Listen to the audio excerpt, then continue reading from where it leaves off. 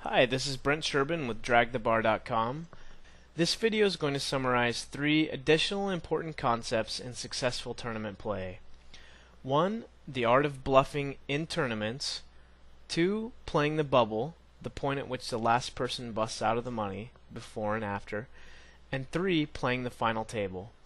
This video will overview how to use bluffing without risking too much, as well as how to properly adjust your strategy before and after the bubble, and how to manage the final table. So first, let's discuss how to bluff in tournaments. Most inexperienced players think that bluffing involves high-risk, soul-reading plays like they see on TV. In reality, it is most successfully applied by making small continuation bets and small post-flop bets to take down dead money pots that no one appears to be interested in defending. Here are some factors to consider in making bluffs in tournaments. First of all, continuation betting. C-betting is a very effective way to take down pots where nobody has anything.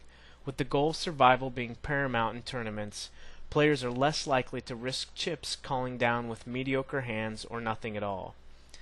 Second of all, position bets. It's easier to make bluff plays in position because you have more information before you make your play, and you have the advantage of acting last in all future action.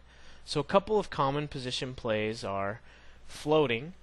If you're in position and very confident that your opponent does not have a strong hand, an often successful play is calling your opponent's bet with a weak hand and then taking the pot away when he checks to you on future action. Second way is dead money pickups. Oftentimes there will be a flop that doesn't connect with any of the players involved in the pot. In many cases, the last player to act will be able to bet and pick up the dead money that nobody wants. And finally, semi-bluffing. Semi-bluffing is betting with a hand that may not be the best now, but has the potential to make a stronger hand later, like a flush draw, for example.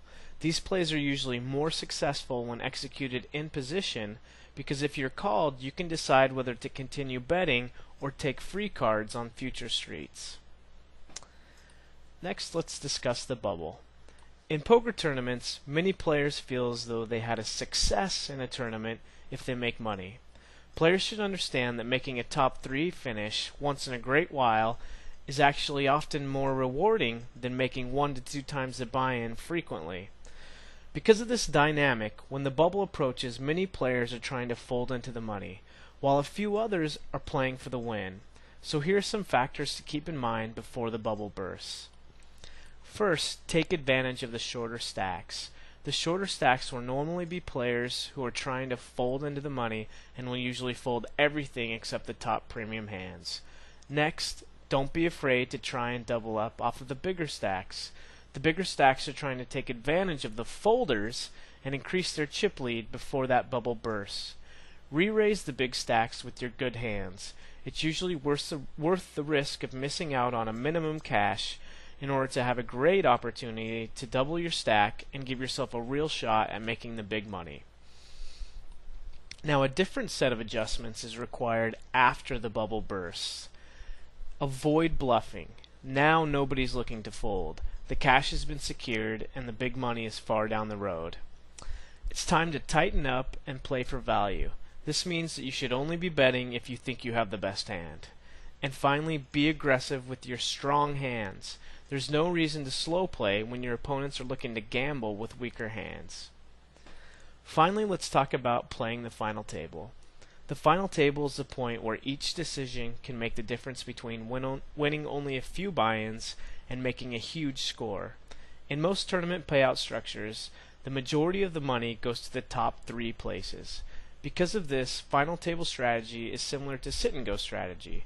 So here are some pointers for playing the final table. Avoid risky plays early. Most successful sit-and-go players play a very tight and conservative strategy early. This is because it's such a huge mistake to risk losing your chips before you get close to making the real money. And next, assess the players. Like the approach to the bubble, during the final table there will be some players trying to fold into the next higher place, while there will be others that are just trying to run over the table and go for it all. It's very important to figure out which players are which. You want to be stealing the blinds and the pots of the weaker players, while avoiding those mediocre hands in tough situations against the aggressive players. So let's put it all into practice. Now it's time to log into Carbon Poker and practice these concepts. Remember to limit your bluffing to the less risky options, or if the perfect opportunity arises. When you get deep into the next tournament, keep the above factors in mind as you play before and after the bubble and when you make that final table.